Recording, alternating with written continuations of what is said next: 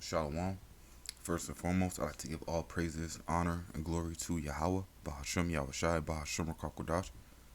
Double honors to the elders and the apostles of Great Millstone that rule well. And peace and salutations to the elect of Israel. To you I say Shalom. Lord willing, this lesson is edifying to the flock of Yahweh, Bahashem Yahushai. And Lord willing, it's going to be a quick one through the Spirit.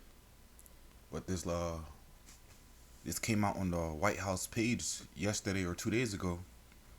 And they call it a warning, but at the end of the day, the true essence behind this message is the actual curse, man. So people will come across us on the highways and byways.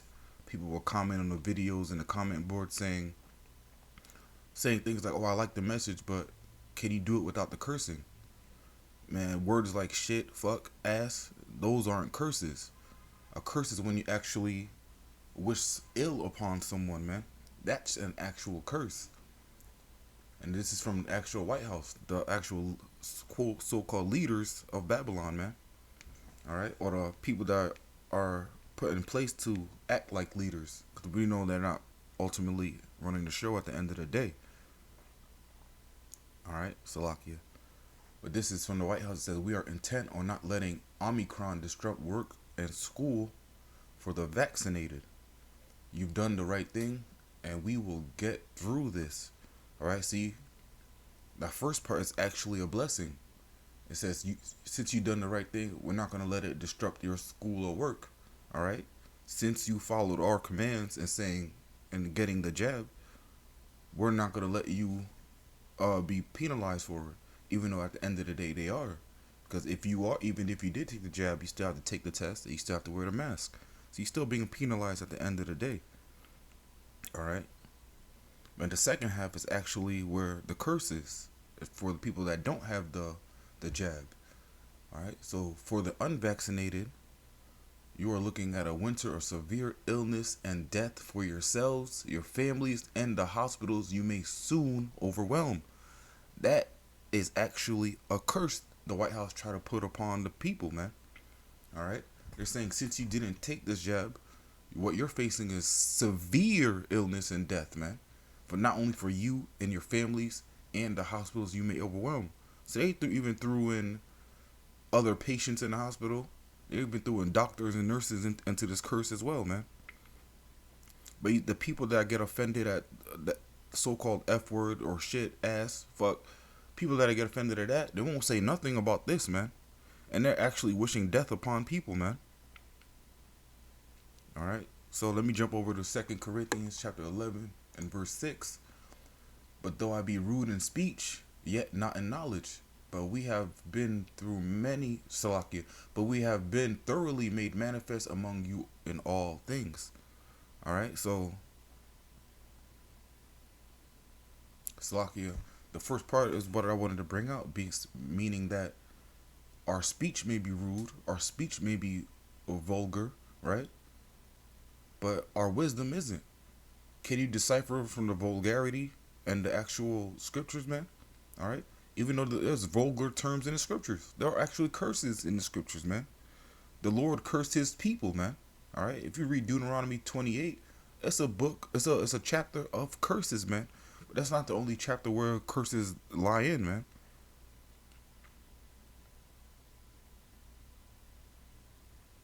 Salakia. All right.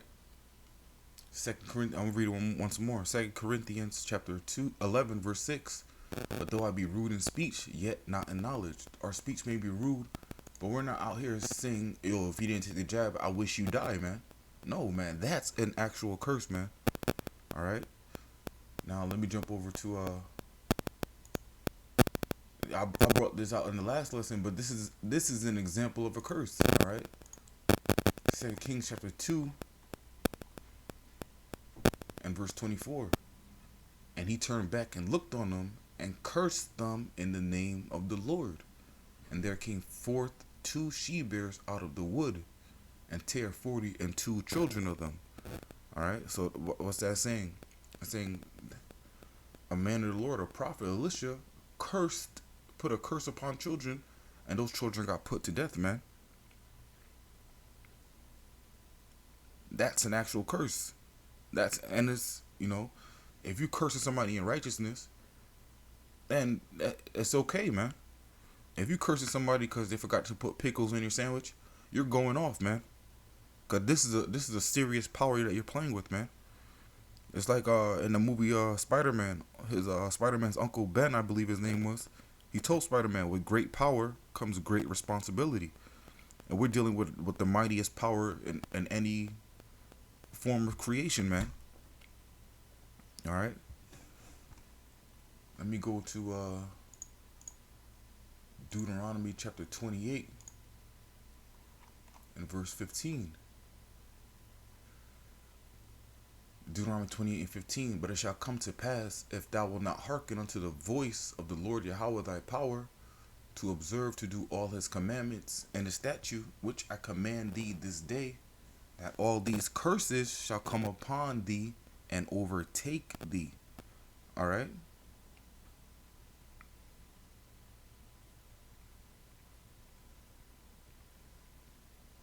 The Lord put a curse on us, man. All right. If you don't do what he says, if you don't follow the law, statutes, and commandments, and if you're not following the law, statutes, and commandments to the best of your ability, you're being wicked. All right. And ultimately, at the end of the day, you're ultimately cursing yourself. All right. But let's go into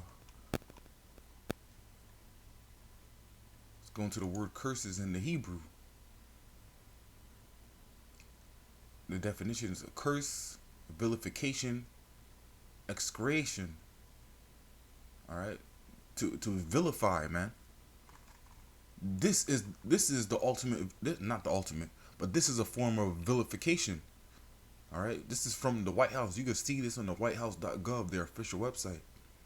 For the unvaccinated, you're looking at a winter of severe illness and death for yourselves and your families, and the hospitals you may soon overwhelm. This is a vilification compared to the jabbed, man, the vaccinated. All right.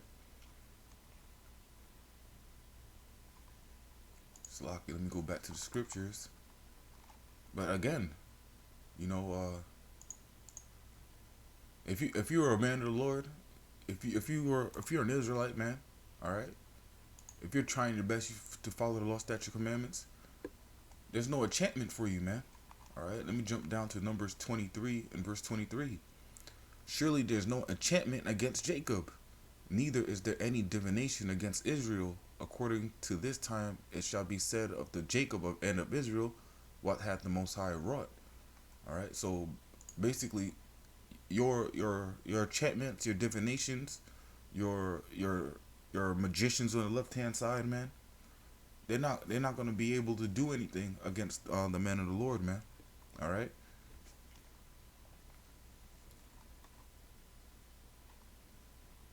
Slakia. But this is a point I wanted to bring out in Numbers 22 and 22. And Yahweh's anger was kindled because he went, and the angel of the Lord Yahweh stood in the way for an adversary against him. Now he was riding upon his ass, and his two servants were with him. Now this is Balaam riding upon a donkey. All right, but I brought this up because what does it say? Now he was riding upon his ass. Now, if you're reading the scriptures, and you're reading this, do you skip, if you are offended by so-called curse words, do you skip the word ass? Do you not read this? Are you taken away from the scriptures? All right. If you say, "Oh, I'm not going to read this because I don't like it," you're taken away from the scriptures, man, and the curses are going to be put upon you, man. All right. Let me jump down to Revelations.